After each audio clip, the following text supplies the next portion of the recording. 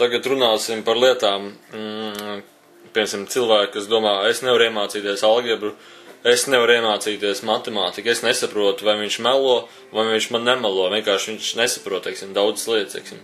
Viņš nesaprot, kā tas ir, kad kaut kas notiek, kaut kā abols nokrīt uz zemi, viņš nesaprot, kas ir mūzika, teiksim, nesaprot, bet viņš nevar izprast to, viņš nevar to iemācīties, viņš nevar to saprast. Un par daudzam no šīm lietām atbild trešā acis.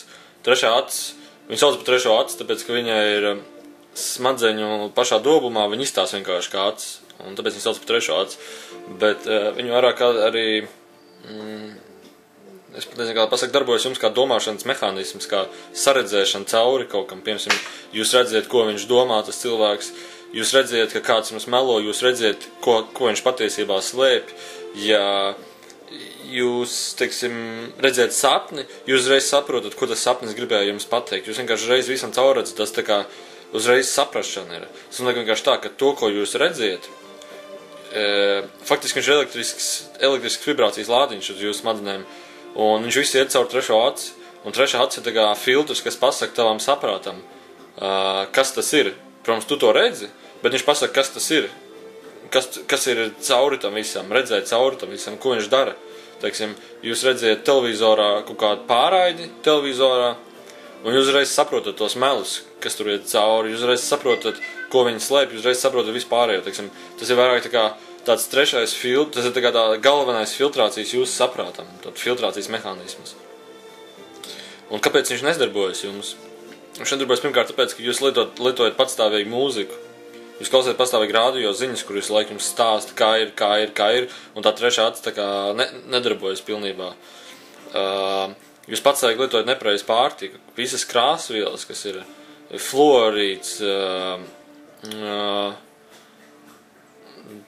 modificētā pārtika, visa pārtika, vakcīnas, galvenokārt vakcīnas, potes, visi, kas ir saistīts ar medicīnu ļoti daudz vietas, viņas faktiski satur vielas, kas novājina jūs trešo aci, viņas gan samazina viņu formā, gan kristalizē un dara viņu vispār neefektīvu.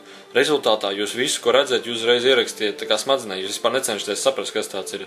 Ja jums pasaka, zāle ir zaļa, un tad kā cilvēks prasa, kādā krāsā ir, teiksim, zāle, jūs sakat, nu kā zaļa? Viņš saka, bet man liekas, viņa nav zaļa, es jūtu kaut ko savādāk. Tas ir, teiksim, krāsa, kaut kāds apmaiņas, teiksim, tāda. Un viņš, viņa ir zaļa. Viņš reiz pieņem to, ka viņam tas ir bijis, viņš nav pats savā saprātā to tā kā iztulkojas, tā kā sapratis.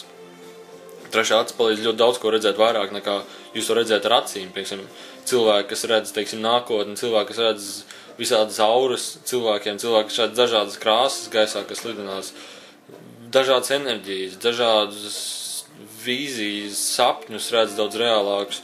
Visu viņi redz reiz daudz reālāk, viņa dzīve uzreiz kļūst saprotoši uzreiz, ja nav vairāk tas tulkojums caur to trešo aci. Viņš nav vairāk, bet viņš ir vairāk. Viņš sāk kļūt stiprāks un stiprāks un stiprāks, uzreiz viņš visu sāk saprast, jo tas ir pavisam vienkārši mehānisms. Viss, ko tu redzi, faktiski neeksistē. Smadzenes tev pasaka, ko tu redzi.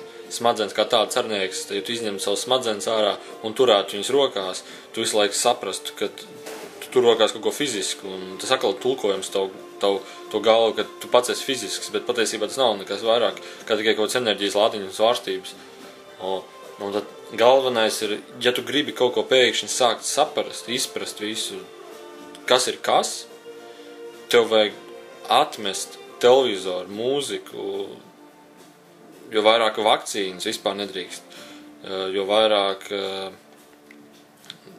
pārtika, kas ir modificēta ar krāsvielām un fluorīdu, to vienkārši izdzēs ārā no savas dzīves vismaz uz mēnesi, un te jau tu sāksi redzēt gigantiskas pārmaiņas visā tavā uztverē, jo tad sāksies tā attīstība, tā trešajā acī, viņa attīrīsies pati, un viņa sāks tev sniegt tādas zināšanas, kuras tu nekad dzīvē vēl neesi pirms tam zinājis, un tas ir ļoti svarīgi, un es nerunāju tagad kaut kādus tukšs teikumus, vienkārši tā ir, un jums nav tālu jāmeklē, lai atrastu to visu, jūs vienkārši aiziet un jūs to atradīsiet, vienalga kur, ja jūs gribēsiet to atrast, jūs uzreiz zināsiet, kur to meklēt, meklējiet hologrāfiskais visums, meklējiet The Secret, meklējiet Matrix filmu, meklējiet vēl tādas filmas ļoti daudz, pat no filmās, daudzās dziesmās, jūs vienkārši paklausieties vārdus, ko dzied.